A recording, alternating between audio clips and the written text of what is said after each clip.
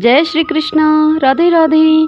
वैशाख मास महात्म्य अध्याय 8 शकंद पुराण द्वारा वर्णित आज की कथा में शंख व्याध का संवाद और व्याध के पूर्व जन्म का वृतांत सुनेंगे। आज कल की कथा में हमने भगवत कथा के श्रवण और कीर्तन का महत्व तथा वैशाख मास के धर्मों के अनुष्ठान से राजा पुरुयशा का संकट से उद्धार किस प्रकार हुआ यह श्रवण किया था। अब आज आगे की कथा सुनते हैं। शुरू करती हूँ। श्रुतदेव जी कहते हैं, हे राजन, पंपा के तट पर कोई शंख नाम से प्रसिद्ध परम यशस्वी ब्राह्मण थे, जो बृहस्पति के सिंह राशि में स्थित होने पर कल्याणमयी गोदावरी नदी में स्नान करने के लिए गए। मार्ग में परम पवित्र भीमरथी को पार करने के बाद दुर्गम जल शून्य एवं भयंकर निर्जन वन में धूप से विकल हो गए थे। वैशाख का महीना था और दोपहर का समय था। वे किसी वृक्ष के नीचे जा बैठे। इसी समय कोई दुराचारी व्याध हाथ में धनुष धारण किए हुए वहां पर आया। ब्राह्मण के दर्शन से उसकी बुद्धि पवित्र हो गई और वह इस प्रकार बोला कि हे मुने, मैं अत्यंत दुर्बुद्धि एवं पापी हूँ। मेरे ऊपर आपने बड़ी ही कृपा की है, क्योंकि साधु महात्मा स्वभाव से ही दयालु होते हैं। कहाँ मैं नीच कुल में उत्पन्न हुआ व्याध और कहाँ मेरी ऐसी पवित्र बुद्धि। मैं इसे केवल आपका ही उत्तम अनुग्रह मानता हूँ। हे साधु बाबा, मैं आपका शिष्य हूँ, कृपा पात्र हूँ।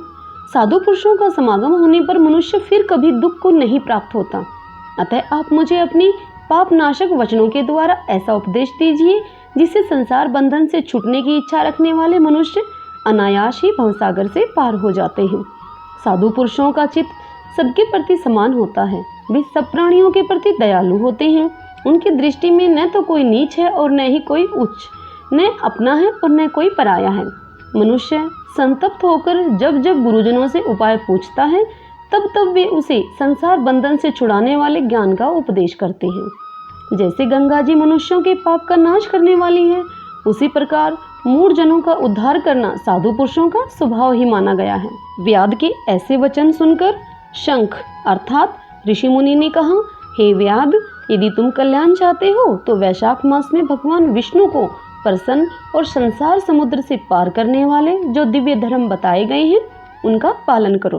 मुनि श्रेष्ठ शंख प्यास से बहुत कष्ट पा रहे थे। दोपहर के समय उन्होंने सुंदर सरोवर में स्नान किया और युगल वस्त्र धारण करके मध्याह्न काल की उपासना पूरी की।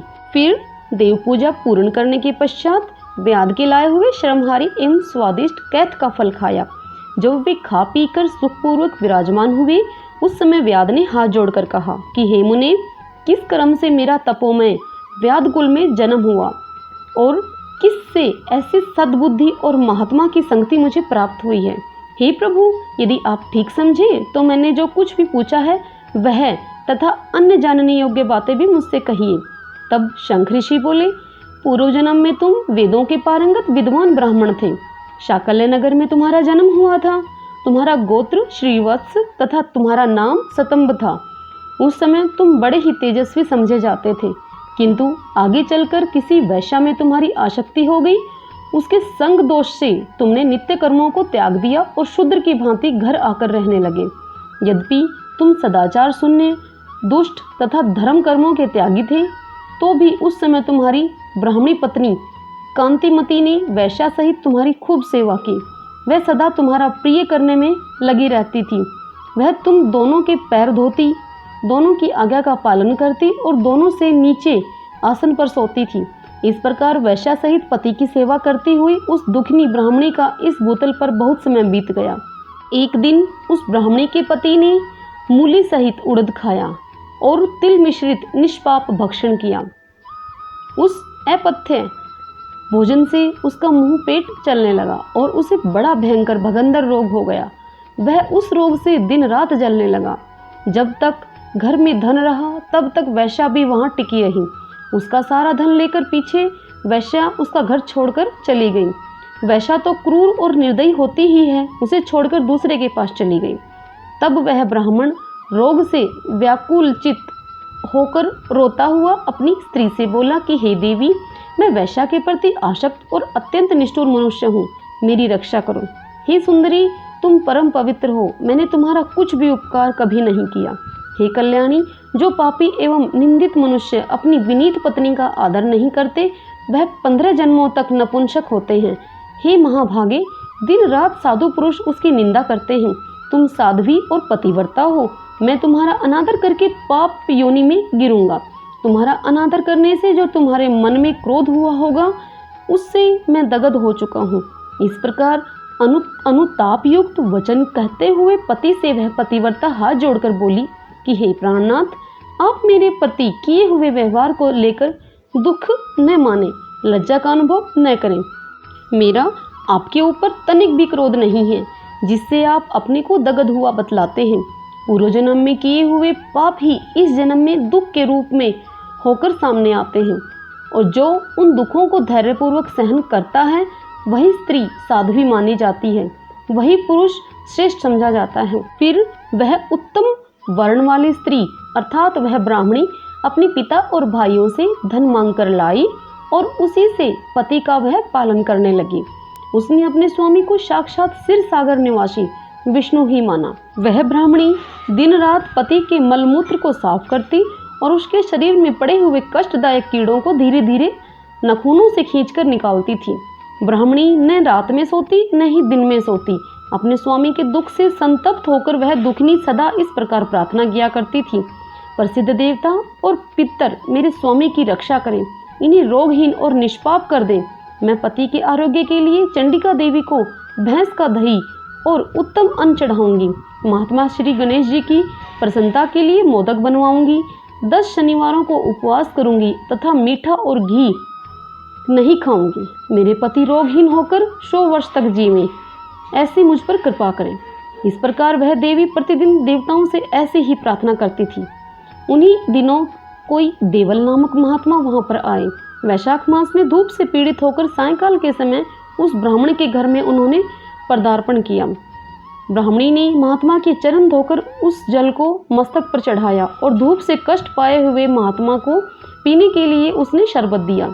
प्रातःकाल सूर्योदय होने पर मुनि जैसे आए थे वैसे ही चले गए। तदंतर थोड़े ही समय में उस ब्राह्मण को सन्निपात हो गया। ब्राह्मणी सौंठ, मिर्च और पीपल लेकर जब उसके मुंह में डालने लगी, तब उसने पत्नी की उंगली काट ली। उसके दोनों दांत सहसा सट गए और ब्राह्मणी की उंगली का वह कोमल खंड उसके अर्थात ब्राह्मण के मुंह में ही रह गया।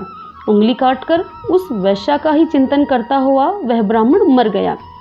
तब उसकी पत्नी अर्थात ब्राह्मणी कांतिमती ने कंगन बेचकर बहुत सा ईंधन खरीदा और चिता बनाकर वह ब्राह्मणी अपने पति के साथ ही चिता में जा बैठी। ब्राह्मणी अपने पति के शरीर का गाढ़ा आलिंगन करके उसके साथ अपने आप को भी चिता में जला दिया। शरीर त्याग कर वह सहसा भगवान विष्णु के धाम में चली गई। उसने वैशाख मास में जो देवल मुनि को शरबत पिलाया था और उनके चरणों तक को शीश पर चढ़ाया था, इससे उसको योगिकमय परम पद की प्राप्ति हुई। तुमने अनंत काल में वैश्या का चिंतन करते हुए शरीर त्याग किया था, इसलिए इस घोर व्याध के शरीर में तुम आए हो और हिंसा में आसक्त हो सबको उद्वेग में डाला करते हो। तुमने वैशाख मास में मुनि को शरबत देने के लिए ब्राह्मणी को अनुमति दी थी। उसी पुण्य से आज व्याध होने पर भी तुम्हें सब सुखों के एकमात्र साधन धर्म विषयक प्रश्न पूछने के लिए उत्तम बुद्धि प्राप्त हुई है। तुमने जो सब पापों को हरने वाले मुनि के चरणों तक को सिर पर धारण किया था, उसी का यह फल है कि वन में तुम्हें मेरा संग मिला है। इति अष्टम अध्याय वैशाख मास महात्म्य संपूर्ण हुआ।